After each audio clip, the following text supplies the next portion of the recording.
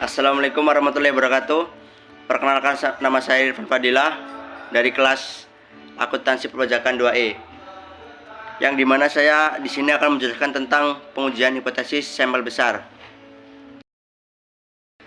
Yang pertama yaitu tentang pengertian hipotesis.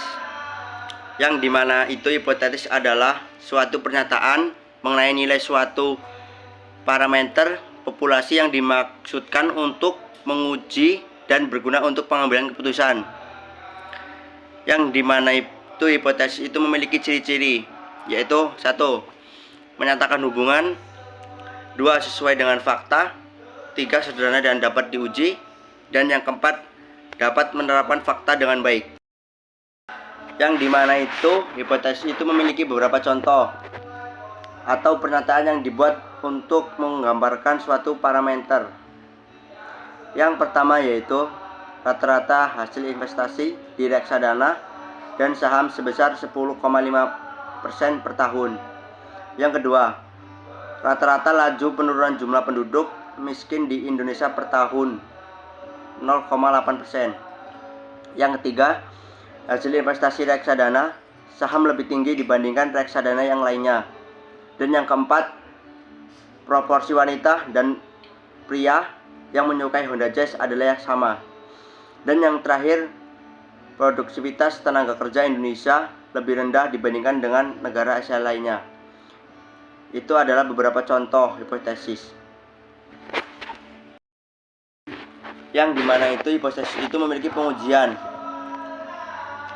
Dan pengertiannya itu adalah pengujian hipotesis adalah prosedur yang didasarkan pada bukti sampel yang dipakai untuk menentukan apakah hipotesis merupakan suatu pernyataan yang wajar dan oleh karenanya tidak ditolak, atau hipotesis tersebut tidak wajar dan oleh karena itu harus ditolak. Jadi seketika hipotesis tersebut tidak wajar, maka diwajibkan untuk harus ditolak. Selanjutnya, saya akan menjelaskan tentang prosedur pengujian sampel besar. Langkah pertama yaitu merumuskan hipotesis, di mana hipotesis dibedakan menjadi dua, yaitu hipotesis nol dan hipotesis alternatif. Yang dimana hipotesis nol adalah suatu pernyataan mengenai nilai parameter populasi. Hipotesis nol dilambangkan dengan HO dan diformulasikan untuk ditolak atau diterima sesuai pengujian. Apakah HO diterima?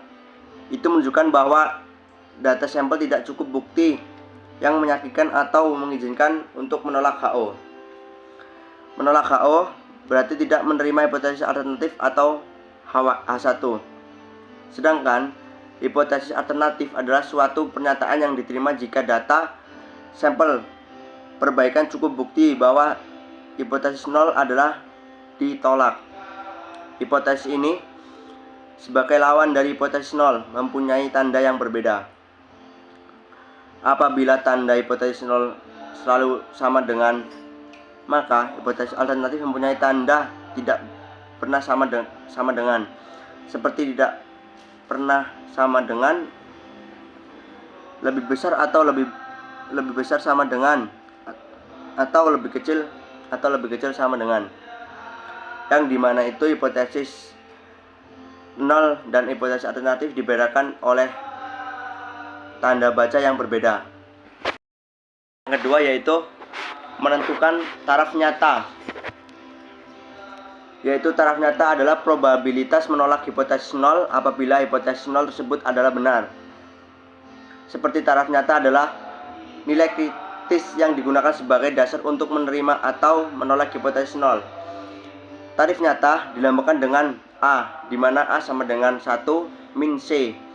Ingat bahwa C adalah tingkat keyakinan. Apabila C 0,95, maka A sama dengan 1 min 0,95 sama dengan 0,5. Yang dimana semakin besar nilai C, maka semakin kecil nilai A. Dan yang ketiga, menentukan uji statistik.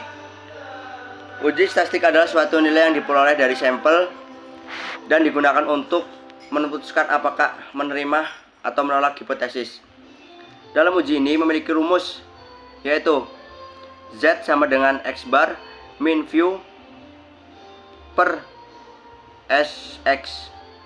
Keterangannya adalah Z adalah nilai Z, X bar adalah rata-rata hitung sampel, dan VU adalah rata-rata hitung populasi, dan yang terakhir XX adalah standar error sampel. Itu adalah rumus untuk menentukan uji statistik. Yang terakhir yaitu menentukan daerah keputusan. Daerah keputusan adalah pernyataan mengenai kondisi di mana hipotesis 0 ditolak atau diterima. Untuk menentukan daerah keputusan didasarkan pada uji statistik. Apabila uji statistik Z, maka daerah keputusan mengenai nilai Z yang diperoleh dari taraf nyata. Nilai Z yang diperoleh dari taraf nyata disebut nilai kritis. Itu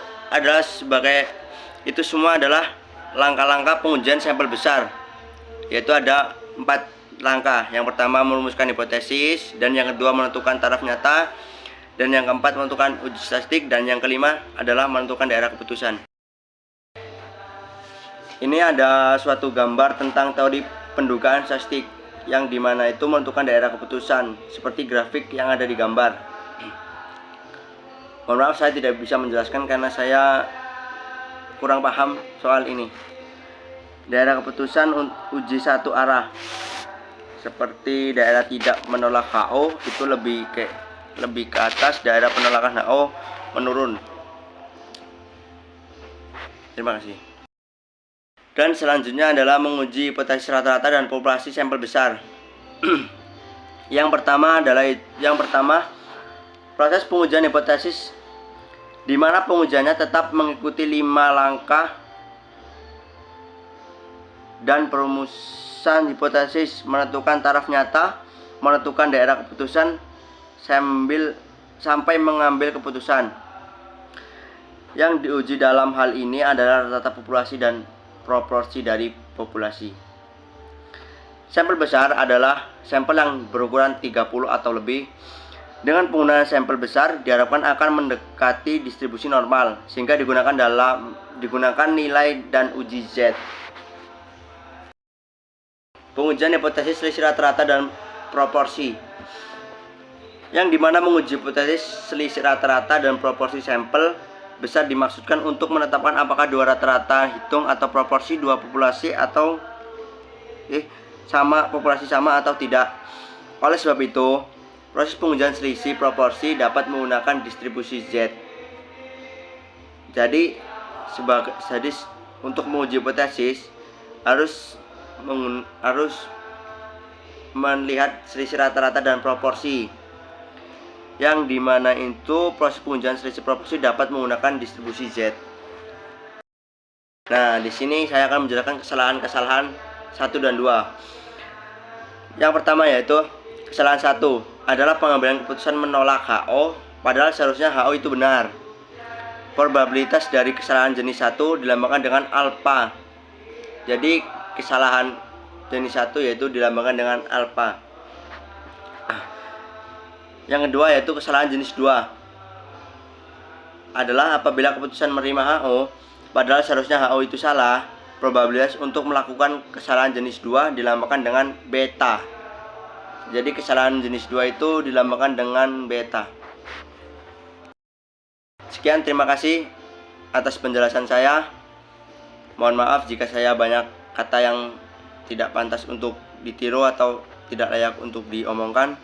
Saya Irfan Fadilah mengucapkan terima kasih dan saya mohon maaf sebesar-besarnya. Nah, itu tadi dari penjelasan saya Irfan Fadilah tentang pengujian hipotesis sampel besar, dan mungkin menurut saya itu kurang jelas atau masih kurang penjelasan dari saya. Terima kasih, mohon maaf sebesar-besarnya.